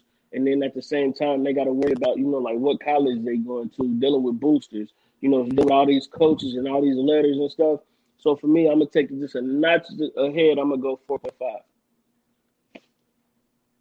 Okay. All right. I'm with you, man. The cast was great. Spike, this is one of my favorite Spike Lee movies. Yeah, I get what y'all saying about Ray. It wasn't the best, but I think that where he took, like, I mean, at the end of the day, like, he's Jesus Shuttlesworth. Like, it's like the dopest thing is when the NBA let them do like the little nickname things. And he had the Jay Shuttlesworth on the back of the Heat jersey. Mm-hmm. Yo, that was so hard. Mm-hmm. But real talk though, man, like the storyline, was great. And then it also showed like how greedy these boosters are. If this is even a thing, and then like how they tried to cover it up in the newspaper and say that he was, on a manhunt. That was on a 7-day manhunt looking for him and all this type stuff. So I like how he was able to put that in. Candace brought up a good a great point about like how long did Jesus know Lala? Like we don't know like Yep. when it started and how she got in. You know, he never really told us why Jake really didn't make it and all that type stuff. But overall, man, it's one of my favorite basketball movies, man. And I'm gonna have to go with you, Scoots, man. I'm gonna have to go with a 4.5 myself. Cool. So overall, man, you know what I'm saying? We rated this a pretty good movie. And I forgot to mention his name, but if you guys don't know who she is out there in podcast world, some of y'all might be a little bit too young to know who she is. Others, y'all might know exactly who she is. But they had Heather Hunter in this movie. And if you don't know who Heather Hunter is, Google it. But they had Heather Hunter in this movie. So just the fact that they had her in this movie was amazing. She was real big at the time. That's what's up. That's what's up. So before we get to, I mean, because everybody know what it is. But Candace, how do you watch Snowfall at all? I don't. I gotta catch up. I got a lot of stuff I need to catch up on. Ah, I heard great things about it though. yo, John Singleton started it, right? yes, Yep. he's one of the creators, and I mentioned this the other episode back. Like I was worried because he passed. I think in the middle of season 2, Season and 2. Yep. yeah, and I was worried. I was like, man, like I trust the guys around him, but I was kind of worried about season 3. But season 3 turned out to be like the best season of like all of them. You know, four is looking good. 4 is looking good. I'm telling you, you need to get on it. This is one of the best shows. Like there ain't a lot of appointment TV nowadays. This is one of them. Like this is like one of them. And for the people that did listen to that previous episode, like we got surprised with 2 episodes last week. We was expecting 1, but we ended up getting 2. So going into this episode this Friday, man, like I'm hearing a lot, and I saw something. I follow this. I'm in a Snowfall group, right? Okay. So somebody put in the group. Somebody put in the group. They said, "Why Leon still stay in the projects, man?" He running the projects, man. Yo, See, I thought I was this gonna what I'm die, talking man. about. This is the stuff that makes me mad, man. First off, these folks don't know nothing about trapping, man. You supposed to be No, where the money at, where the money reside. He where the money reside, man.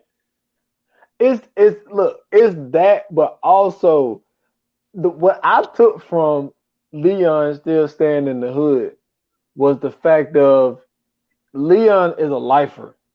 You know what I'm saying? Like he's like Tommy. He is Barksdale.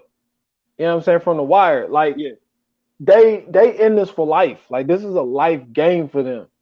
And like Franklin is looking at it like, yo, I'm gonna get this money, but I'm getting into real estate, I'm getting into all this other stuff, you know what I'm saying, these other side businesses, and then like I could he hasn't indicated that he was like gonna leave the game, but I think that he's making more out of the game. Leon is looking at it like, yo, I'm a drug dealer and this is what I'm gonna do. I'm staying with a product that I'm staying around in the hood. Whoa, what you got? Leon got a few businesses himself. Man, if you go back and watch the first episode of season 4, he had mentioned it. I think he said like a car wash or something like that. But he got a few businesses himself. I think it's just the fact that Leon knows that that's where the comfort zone is, and he's in a situation where he can. It's just like how Scully is. Scully is in that that one little catty corner place to where he knows that he runs that. So if people are looking for him, they know where to come from. When you're in that situation, like you don't want to be the guy that you make all this money and then you leave the hood and then you still trying to. You know what I'm saying? When you in that, you want to stay in it. You want to know what's going on. You got to be an ear to the street, especially a dude like Leon, because Leon is really a street dude, especially out of their group. Like, he was the one that was always really about it. So, like, he gotta be in that position because if he don't, then ain't no telling what's gonna happen. Like you can tell, like he's not meant for anything. Well, his character really ain't meant for anything else at the time, especially right now. But this. So I mean, like later on, they might develop him into something else, and we might see that later on down the line. But for like right now, it's like it don't surprise me that he's still there because it's like, where else is he gonna go? He not gonna move out to some fancy neighborhood. Like they tried that, remember? And then Wanda messed all that up. True.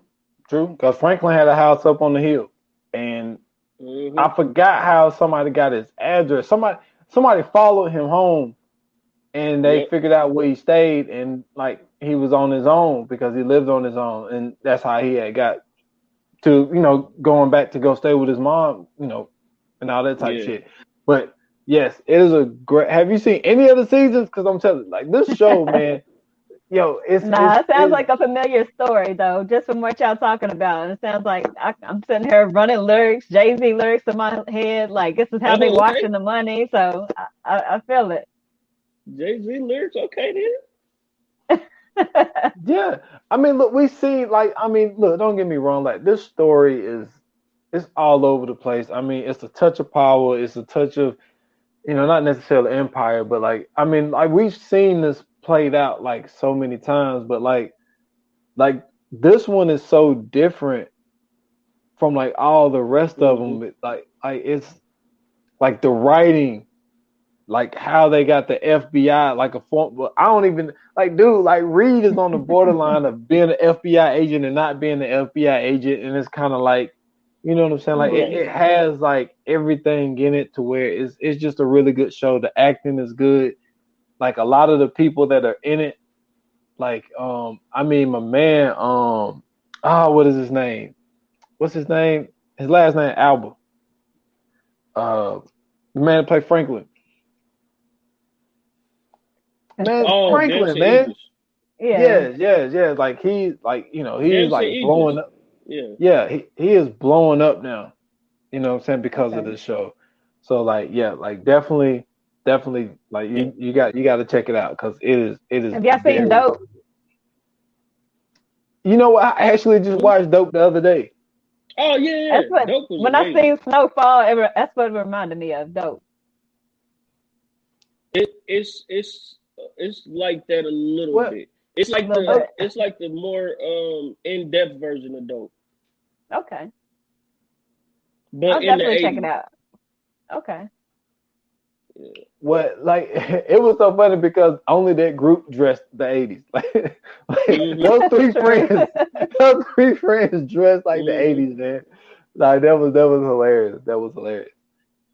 But man, look, I said this before, man. As far as like when it comes to like Candace, man, like to really just, because people just really do not understand like how important it is for somebody to support work that you're doing. You know what I'm saying? Yeah. And to be able to, you know what I'm saying, take one podcast and then I mention another one and then you check that one out and then you actually even jump on to the episode with this one. It's just like it is so dope. It is so cool, to actually meet somebody that's not a podcaster, but you know what I'm saying, support podcasting like the way that you do now I don't know how in depth your rotation is. I know you listen to Old Girl. Like I see she dropped the episode the other day. I haven't had a chance to listen to it yet. Like the girl you put me on to, Rap Friend. YN. Yeah. But so I don't know how in depth your rotation is. Me and Scoops got a crazy rotation. Like we listen to I see. Yeah. But you know what I'm saying? Just to know that Viewers Anonymous is in there, I appreciate it. Most definitely. Yeah, y'all put me on movies. Thank I'd be you. like, I ain't never heard this movie. Let me check this out. Let me see what they're talking about. Okay, let me check out this movie. Yeah, that's dope. So I would say this though. I think you should start a podcast because you seem like a natural at this. Like you have a very good insight, and then especially listening to you on that 28 minutes or less. Like if you did like a hip hop podcast or something like that, because you seem like you got a good hip hop knowledge. But like if you did like a hip hop podcast from like that different point of view, that Midwest point of view, I think that would be kind of cool to do. Okay. I mean, y'all giving me some ideas. So it's good to be on the podcast, get a feel for it, see how it is. Definitely, I would probably come from a tomboy angle because I don't think men knows a lot of women out here that know sports, that be on the six playing 2K. I done gave a couple of these dudes a couple of L's out here. Oh. They think girls can play. So what system you on? What system you on? PlayStation all day. I heard you say Xbox. That hurt my heart. Oh man, you hurt my heart just now. You just broke everything down. We was about to do karate in the garage, man. We almost was doing karate in the garage. That's what's up. I do get one more thing though to say before you get off the movie though. I know y'all remember this. Lincoln, roll call. Hey, Jesus was so whack, yo. It was whack. I'm sorry, man.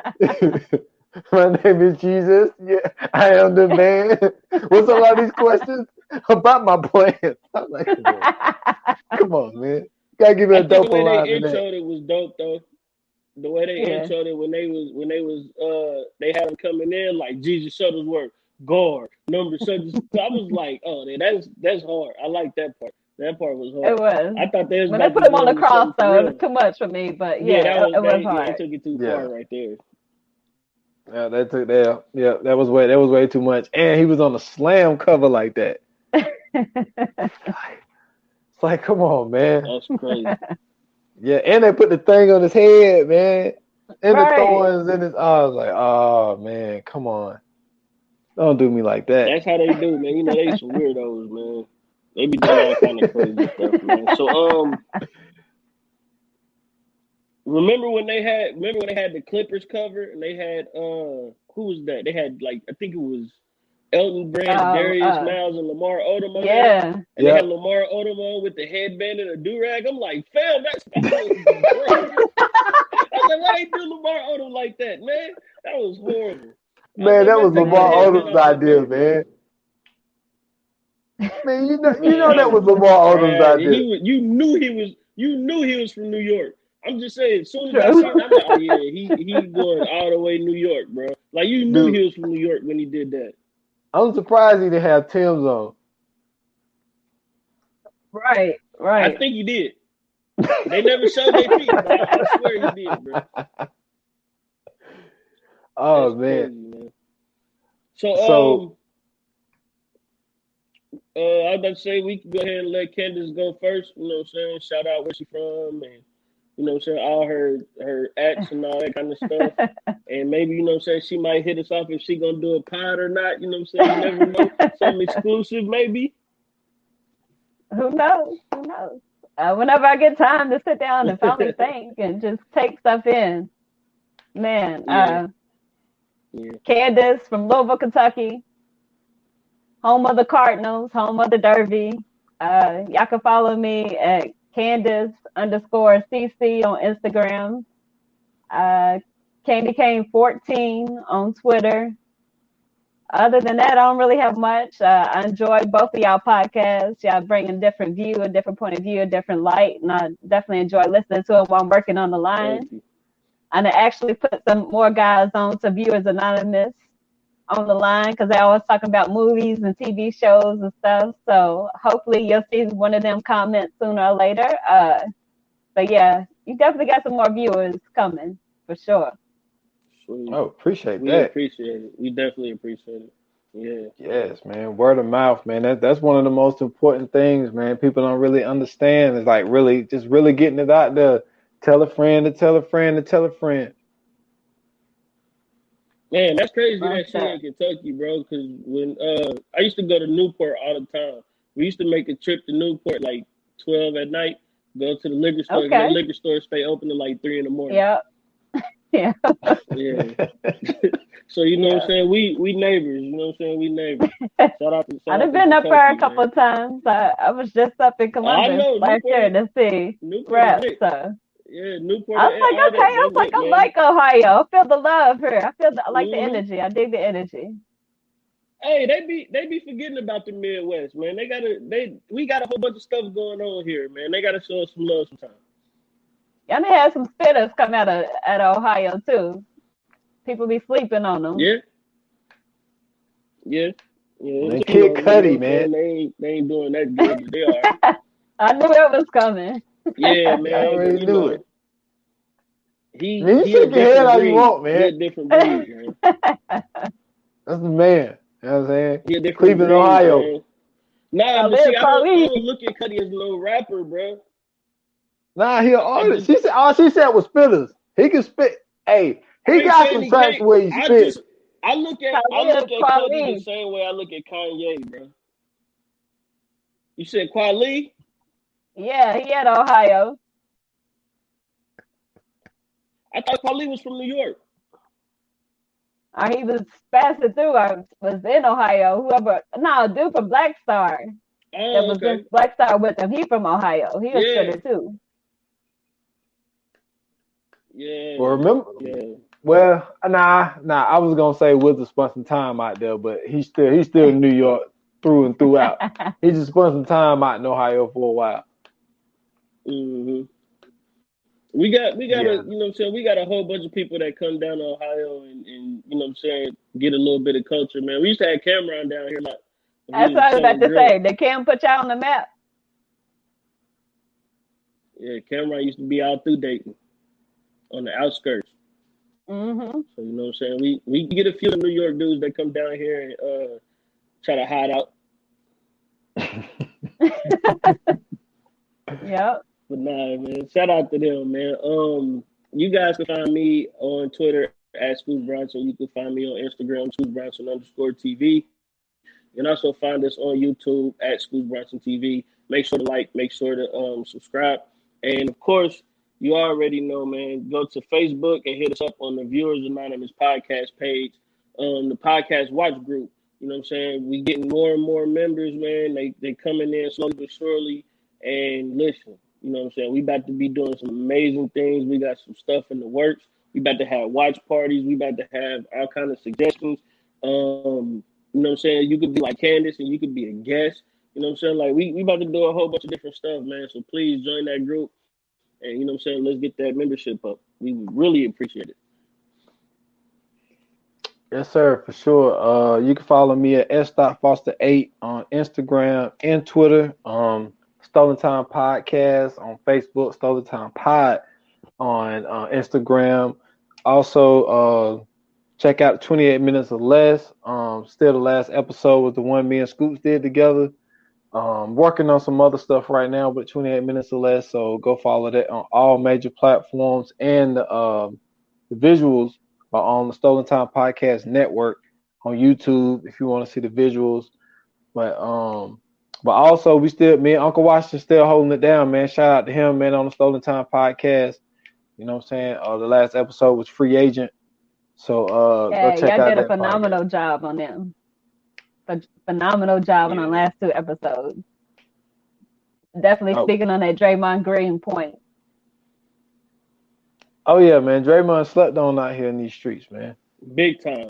Big time. Draymond be speaking his mind like crazy. And like, hey man, and I think he don't get enough respect, man. No, not at all. He don't, and I think it's because like, as far as his skills, like he's not as skilled as like a Steph Curry. Like if Steph Curry was Draymond and Draymond was Steph Curry, like it'd be totally different. Like it'd be like they would perceive him like they perceive LeBron, but it's because he's not like Draymond has Steph skills. That would be crazy. I know. But yeah, appreciate that. You know, Unc still wants you on the pod, man. He was like, man, I'm working on it. I'm about to take a day off. They got to run me into the ground. Nah, he was talking about. He was saying, hey, just hit me up and just let me know, because he was like, I can't remember if we still was recording or not. It might have been after. But he was like, you know, we can move. He was like, we can move the days forward. I was like, all right, man. I was like, all right, because I was like, she loves some basketball, man. So I was like, it'll be a good conversation. But I mean, you know what I'm saying? We got you. You know what I'm saying? We could go ahead and get the news out there. We got you slated for another episode. You know what I'm saying? We're not gonna Okay. reveal the movie at this time. Mhm. So that'll come out when it come out. So for the people that, you know what I'm saying, enjoy Candace on this podcast, she's already agreed to do another one. We already got the movie that we got in mind, all that type of stuff. So just be on the lookout. And I also appreciate them people down there that you put on. So tell them to leave a comment Yeah. if That's they want all to they follow. talk about. Definitely. Yeah, tell them to follow the page, man. Send requests. They can Definitely. all that type And stuff. don't y'all be going in there creeping in her DMs neither, because we know how you creep too. Stay out her DMs. Nah, people I just nasty out forward here, them to man. you. That's how they do. I just forward them to you. That's all. Don't do that. Don't do that. They Don't gonna do get that. they gonna get the wrong message. Yeah, they get the wrong message. But real quick before we get up out of here, man, Golden Globes happened. So you know what I'm saying, we really don't talk too much about the awards, but I think it'd be dope just to name a few people who won. Shout out to, I believe her name is Andra Day. She played Billie Yes, Holiday sir. in the Hulu special United States versus Billie Holiday. She won for Best Actress in the Drama, which was super dope because I didn't know that she was an artist. So you know what I'm saying, y'all go Yes. support Andra Day, man. I haven't heard her music yet, but I'm definitely going to listen because I think we should definitely back that. Best You heard her. performance You by probably actor didn't in know the it was drama. her. Rest in peace to Chadwick Boseman. Oh yeah, Yeah, Yeah, you probably heard she her got one song. hit. She had On one what song that was soundtrack that was huge. on? It was on a soundtrack. Rise It Up. was She's like, Rise Up. Yeah, rise up. it was oh that's what? her. Yeah, Yeah. Wow. Hey, I She ain't was gonna lie talking to you. about I how ain't she know picked up who weight that and song was started about, smoking but and I all was that for the movie. yeah. She had to get that rasp from Billie Holiday's voice and everything. Yeah, she did a interview on Van Lathan's podcast, which was good. Y'all go check that out, man. Support her. I'm not gonna lie. I was tired of that Rise Up song. If I heard that on one more They commercial, ran into the crowd. yeah, I was like, goodness gracious. But rest in peace, Chadwick Boseman. He won for best performance by actor in a drama. You know what I'm saying? Salute to Daniel Kaluuya. He won for best performance by actor in a supporting role for Judas and the Black Messiah. I'm trying to see. Oh, best motion picture or animated motion picture was Soul, and I think that's. Oh no! Wait a minute.